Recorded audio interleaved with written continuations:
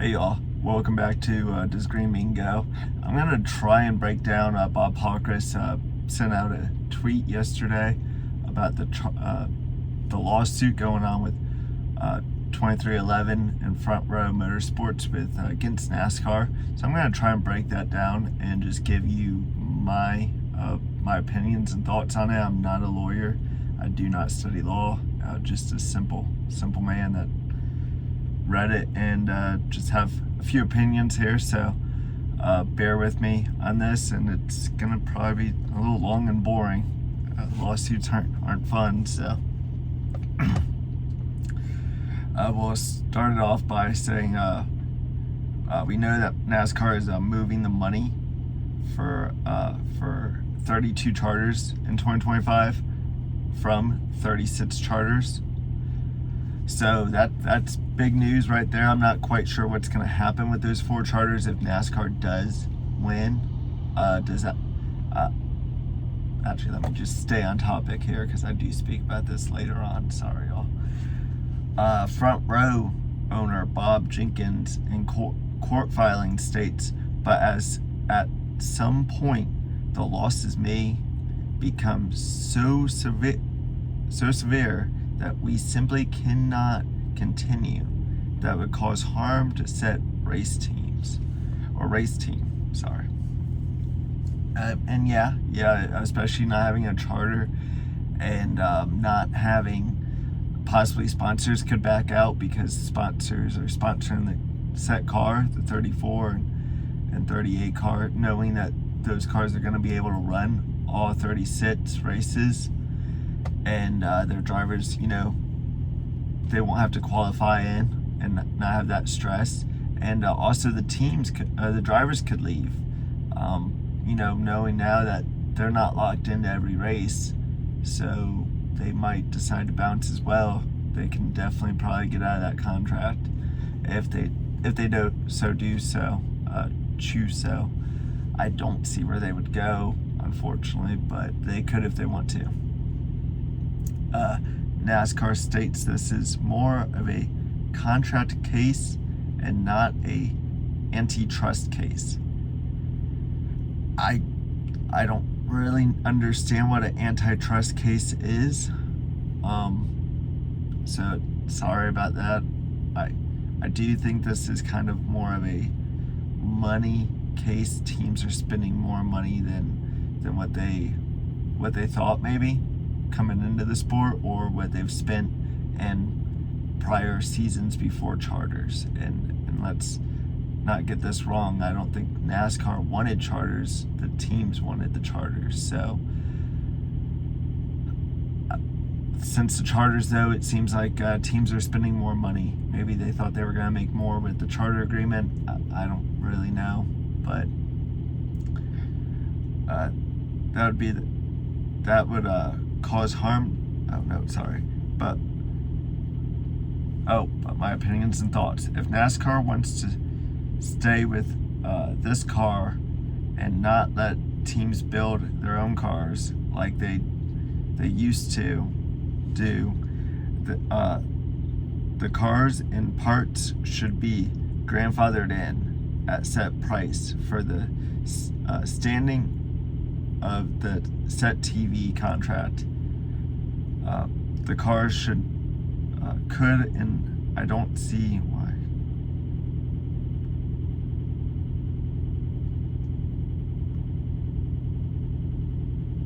So, excuse me, sorry, I'm reading my own notes and they are terrible. What I think I'm trying to say here is that because you have to use a NASCAR parts person to buy your car parts now, the teams don't make them in-house like they used to. What should happen is these parts should be grandfathered in, set to the price that they used to be, like grandfather them in now before the new TV deal, so the price can't go up.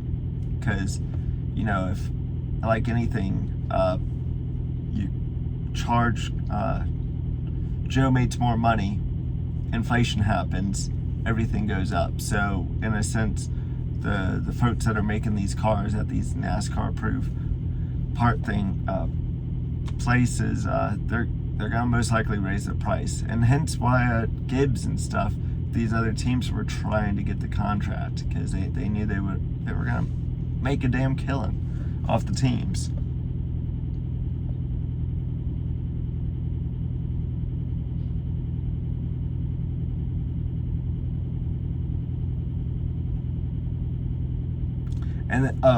And this way the teams can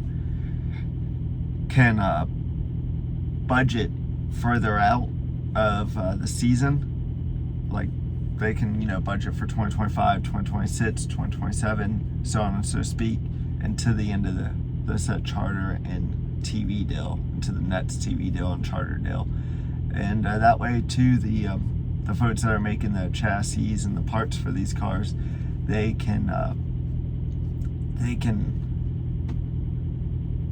work on budgeting as well to make sure that they're going to make money and pay their employees.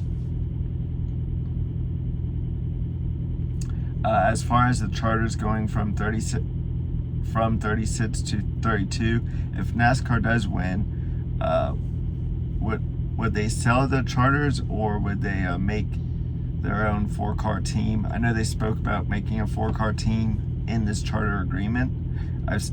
But my personal opinion is I've seen this before in racing. If the owner of the series races and they also run the series, so that they're owning cars in the series and they're running the series, especially in a stock car where you do have contact, it's just bad news. All the other team drivers, you'll see Chase Elliott, Kyle Larson, everybody pretty much race those NASCAR team cars a lot different, and those drivers a lot different, just because they're afraid of retaliation. You never really know, you could get booted from the series, and that's a small series problem, like a hometown short track issue, and it's not good down there, and I can't see it being, that could be a lawsuit. I feel like that would be a lawsuit, but I'm not a lawyer, so I don't really know. But let's carry on here. Get down to the nitty-gritty, interesting stuff. Oh, and then we have some court stuff filling out. It pretty much just talking about dates, talking about when everybody has to do this and that for the filing. I didn't really understand it, so I wrote court stuff. The teams say that a premier stock car racing series must have a premier stock car racing teams to have a premier stock car racing product. The teams say that, very tongue twistery there. I wrote down, okay, yeah, so far there are teams in the series. Oh, sorry, got a phone call coming in.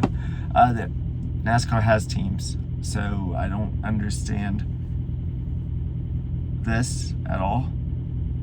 Yeah, you need Premier Stock Car Racing Series must have Premier Stock Car Racing teams. We have teams to have a Premier Stock Car Racing product. Yeah, we have teams, we have a product. I would say it's a Premier Stock Car Racing Series. That was the first bit of it. They argue that because NASCAR owns the series and the majority of the tracks, while also requiring the teams to purchase parts and pieces for their cars for a NASCAR approved supplier, as well as prohibiting teams and tracks from participating in other racing, primarily stock car racing series without NASCAR approval. Okay, so my thoughts on this, just to break it down, I'm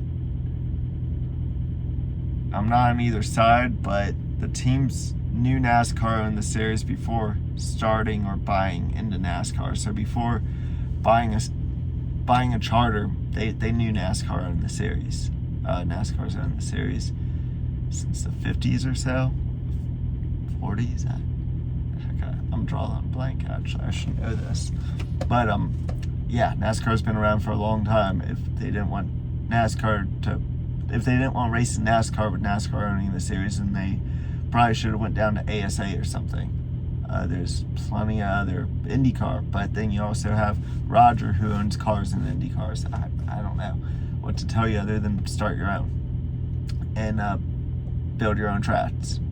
Simple as that. But all right.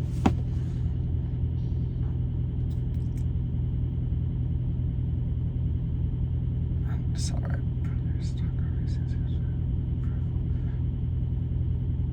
Oh, they argue that because NASCAR owns their own series and the majority of the tracks. That's right. So now we're going to talk about the tracks. Okay. So NASCAR races at 42 different racetracks from US and Canada, which I didn't know that until I looked it up. So their premier series, all three of them, they race at 42 different racetracks, and NASCAR only owns 12.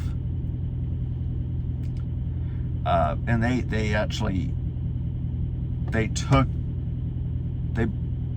I'll explain it here, but they bought those tracks back in 2019. Following a merger with ISC. ISC was founded in 1950s by Bill France. If you don't know, but Bill France is also the one who founded NASCAR. So, in a sense, he just kind of made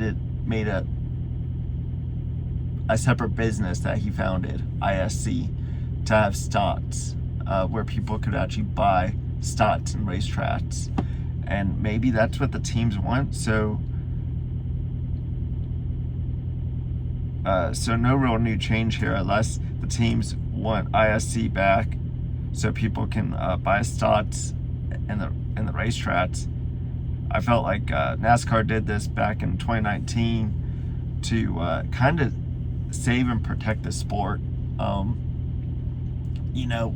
We have a lot of if somebody goes and buys a bunch of ISC charters, and we may be looking, or not charters, I'm sorry, stocks, we could be looking at kind of what's going on with NASCAR Nashville Fairgrounds, where they built a bunch of houses and townhomes right around the track, and now they're complaining about the noise.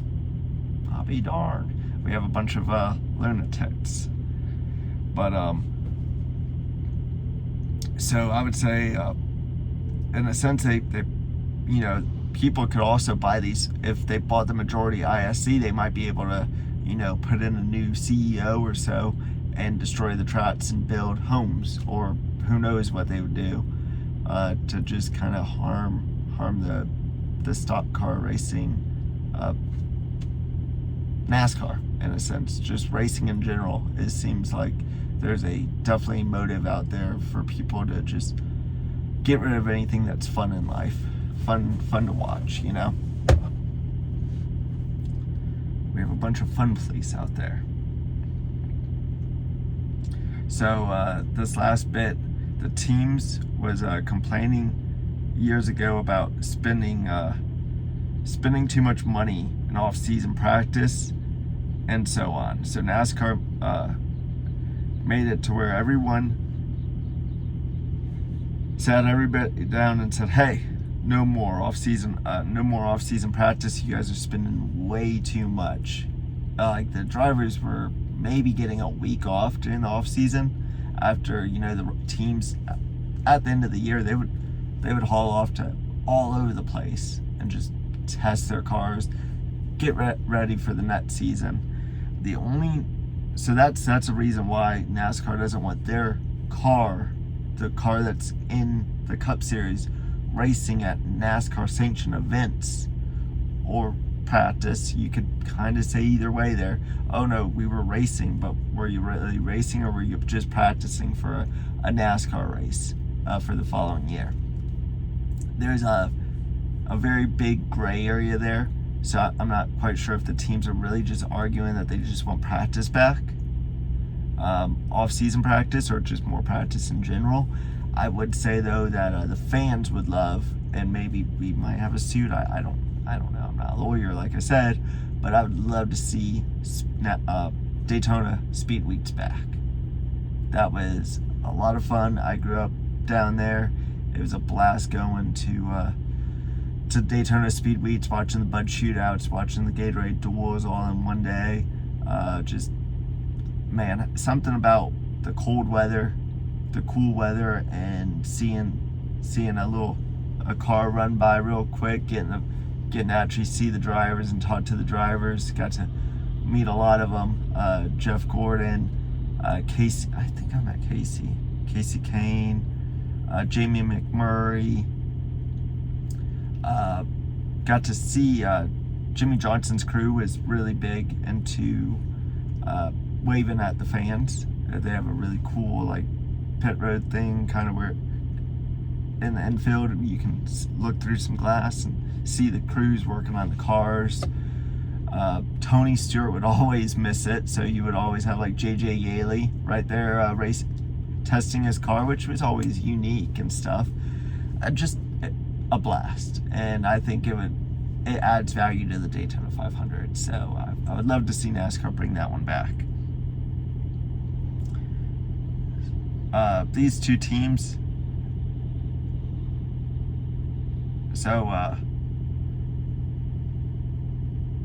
So just to kind of understand what I'm getting out of this whole thing is these two teams are upset because NASCAR owns the series. Well, yeah, NASCAR owns the series. I hope you knew that before you bought in. Maybe NASCAR can open off-season testing or speed weeks, in my opinion, speed weeks for the teams. Kind of goes against saving money for the teams. I'd like to note talked about that. NASCAR approved supplier. We talked about the NASCAR parts. I think they should be grandfathered in for the teams. I do apologize for making such a long video and pausing to read my notes. I'm terrible at that, but I'm working on saying the word so I hope I did a lot better in this video. But oh shit, there I go again. Yeah, so NASCAR parts, grandfathered the teams in, or the teams can go back to making their own parts. I don't see any harm with that, other than the teams that spend the most money will run up front again, just like we've seen in years past. The smaller teams will struggle, the ones with less money, but maybe they'll be able to make that more profitable. I don't see, there's no real new news here, you know, like these teams, especially, I know Front Row Motorsports has been around for a hot minute, but 2311 is kind of newer. It's been like this before they got in, so I don't really understand that lawsuit. I do think that they don't mention it in here in the Bob Pockrass report on X, but I heard something about diecast and drivers' value and stuff being sold on the NASCAR website, and how the haulers, the driver haulers and such,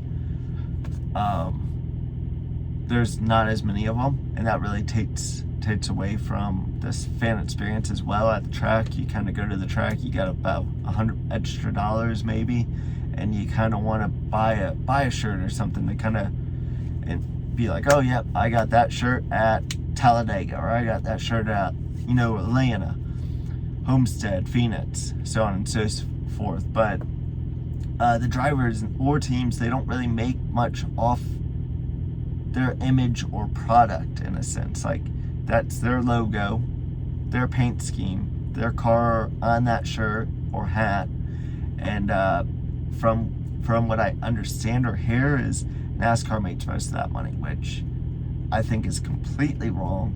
And definitely the teams and said driver should be making the money off of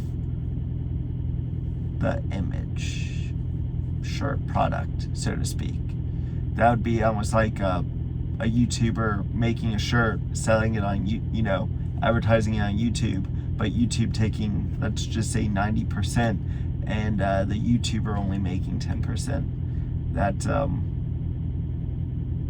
almost sounds like taxes there with old Uncle Sam. I don't know how else to explain it. I don't like that. I wouldn't like the fact if NASCAR made money off of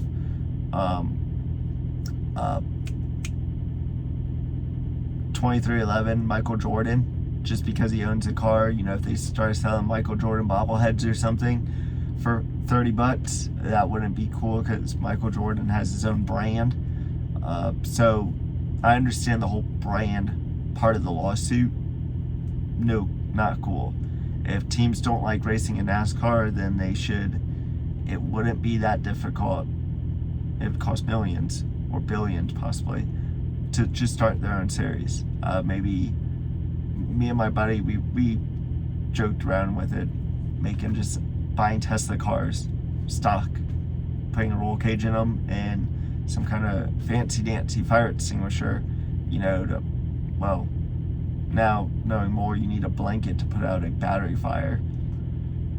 But having blankets on hand and trying to keep the driver safe, but you can simply go to the local short tracks and put on an event, and people will show up. That's how NASCAR got started, was grassroots up. So the simple fact, you just can't start up a series and be like, we want to just, it's not fair that you're kicking our butts. Blah, blah, blah. No, you gotta start your business. You don't start a mom and pop up and then be pissed at Walmart for being number one, or Amazon, whoever's number one. I don't even know. You gotta work your way up. It's a slow climb, and if that's the route the teams want to take, then so be it. That'd be interesting. The teams have value, and to me, I grew up, a big Roush fan, Hendrick fan, Penske fan, the famous 28 car, Yates Racing. If some of these guys wanted to go and make their own series and such, I think they'll end up getting a lot of old school fans wanting to watch. So that's all I kind of got for that. I hope you guys enjoyed the video. I do apologize for stopping and reading my own notes. I just kind of wanted to make sure I understood what I was talking about, and blah blah blah before saying it. I guess maybe I just need to do better. Like and subscribe if you do like the video, though. I hope this helps the average American understand what's going on. Myself, I understand a little bit better after reading it all and just processing it, but I hope this helped. Thank y'all. Later.